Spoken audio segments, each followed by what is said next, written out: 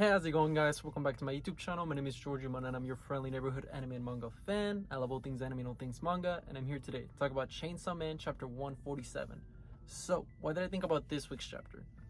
To be honest, I thought this chapter was awesome. It was very short and very quick pace, but I thought it was, typical Fujimoto's, style, where it's just very action-packed, very straight to the point. We got a lot of context of what's going to happen going forward in the story, as well as we get a new revelation of what Barim and the whole Chainsaw Man cult motive seems to be. And overall, I thought this chapter was great. Now, before I go any further with this week's chapter, I just wanted to give you guys a quick reminder to make sure to subscribe to my YouTube channel so you guys can be up to date with all my Chainsaw Man, as well as all my anime and manga content that I'll be providing in this channel. It really helps out a lot. I would really appreciate it if you could subscribe to my YouTube channel. So if you guys could, please subscribe to my YouTube channel. Now, with all that out of the way, let's get into this week's chapter. So this week's chapter picks up right as where we left last week's chapter, which is pretty much we catch up with Barim, and he's talking to Danji and Fumiko and all Nayuta and them, and he starts talking about the Chainsaw Man gave him a revelation. Is he wants Denji to go back to running wild, so this he can help out about this prophecy and whatnot. And he's talking about I just want the Chainsaw Man to come back. We need, don't you want to be the wild savage Chainsaw Man used to be? Come on, doesn't that sound fun? And then we see that as he proceeds on, we also find out that Barim, he's like, wow, I couldn't think of anybody but smarter to be able to decipher all of this besides Makima, the previous person that used to be Makima, which is you, the control double, talking to Nayuta. And he's talking about this how the Chainsaw Man gave him a revelation and why not. And this revelation came to be that, this little witch has to die, and that little witch that he's referring to is specifically Nayuta. And he starts talking about how he's trying to kill her, and then he sends a bunch of his goons, pretty much a bunch of the people that can transform into Chainsaw Man because of the Justice Double contract. And we see that all these people start attacking Denji, Fumiko, and Nayuta. And they, as soon as they gang up on them, and you think oh, what's gonna happen? And who's there to save the day and rescue them? Our girl, the goat, Quanxi. She shows up, completely wrecks shop, and it was awesome. My girl, it was so funny. She picks them up just like that, and it was just a great scene. And I love seeing Quanxi ever since she came back. Fan favorite character, super badass. And this chapter really proves that she's just a boss. She's just that. Quanxi is her, all right. She is that person. She is the strongest. I would say the strongest in the public safety committee, even stronger than Chainsaw Man, but that's up to debate. I mean, who knows? Maybe not the strongest, Denji, when he went full Pochita, took over and became the super powerful Chainsaw Man like that. But as Denji Chainsaw Man, yeah, I definitely think she's stronger. And she proceeds to just wipe the floor with all these fodder, and it's pretty great. And she proceeds to start running away, carrying Fumiko, Denji, and Nayuta. And as they're running, she takes this huge leap and proceeds to land in the floor, and her legs just break. And it's whoa, that was gnarly. I know they're hybrids, so they can just heal, and she does heal.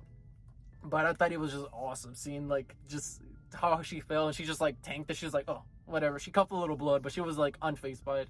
And as that's happening, we see a bunch of the Chainsaw Man church people trying to attack her, and they start running towards her as they realize that she's there, Denji and them.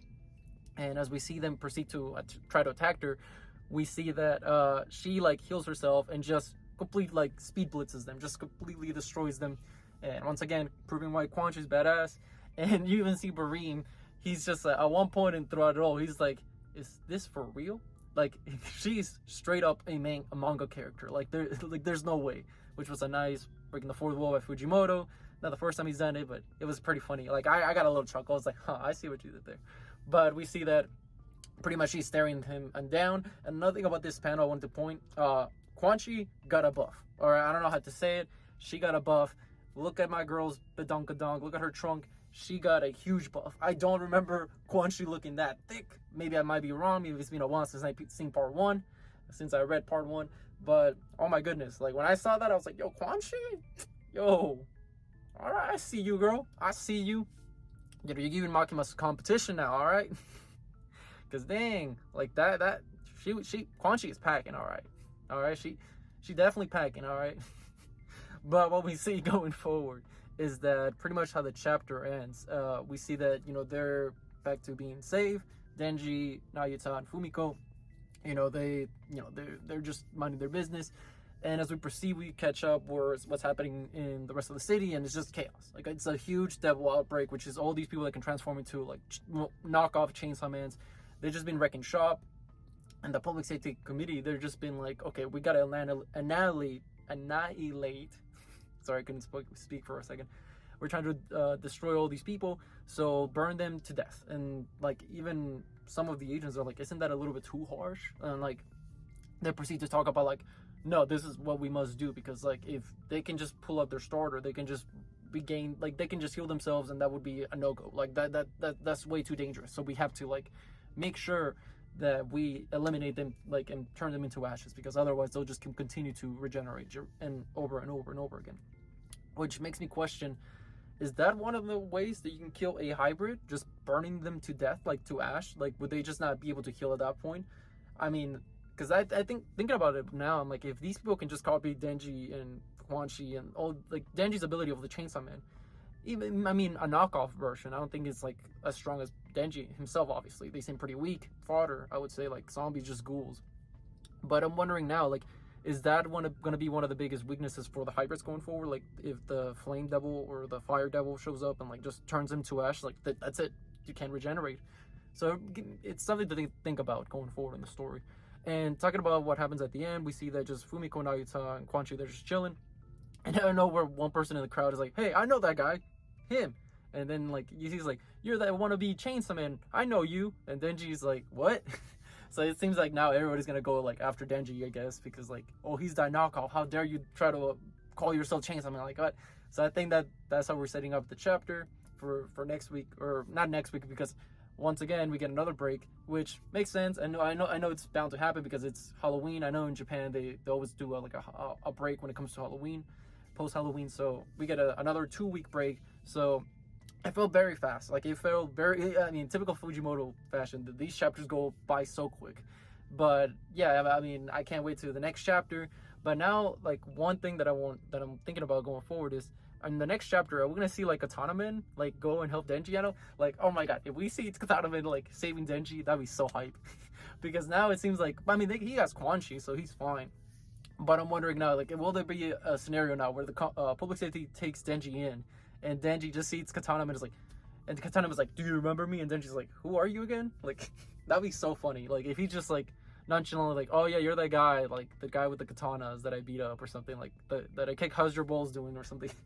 Like, that'd be so funny.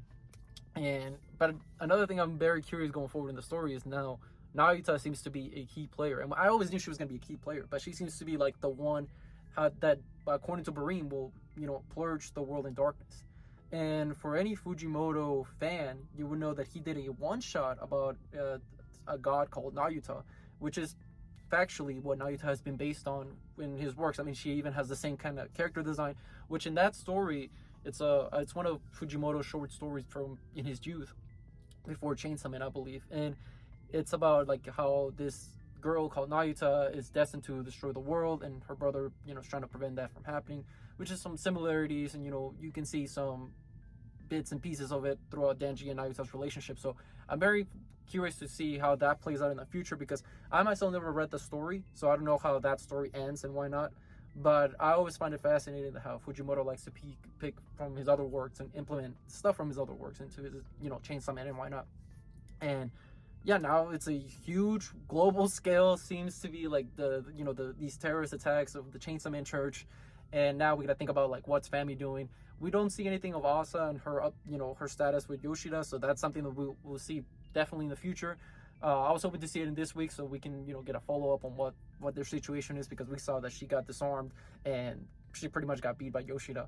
But yeah, besides all these factors, I'm very looking forward to seeing where the story goes, because so far Fujimoto has been cooking non-stop, and I can't wait to see more of it, because this is really shaping up to be an epic conclusion, an epic showdown for Two-Man Part 2 that has been culminated beautifully since Part 1. I mean, not since Part 1, since the beginning of Part 2. And one nice little touch I wanted to talk about is how the flames were hinted even way during Yunko with the Fire Devil. So just Fujimoto has been planting everything from the beginning, and it has been phenomenal. Now, with all that being said, what did you guys think about this week's chapter? Did you guys love it? Did you guys hate it? Did you guys thought it was alright? Whatever you guys thought, let me know in the comment section down below. Also, thank you so much for sticking all the way to the end of the video. I really appreciate it. And don't forget to like, comment, and subscribe to my YouTube channel for more Chainsaw Man, as well as more anime and manga content in the near future. But yeah, with that being said, I hope you guys have a great rest of your day. Bye-bye.